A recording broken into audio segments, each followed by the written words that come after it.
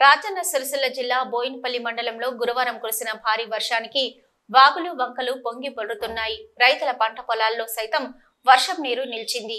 బోయినపల్లి నుంచి వేములవాడ వైపు వెళ్లే కల్వర్టు పై నుండి నీరు పొంగి పొర్లుతున్నాయి. ఈ రహదారిపై వాహనాల రాకపోకలు నిలిచిపోయాయి.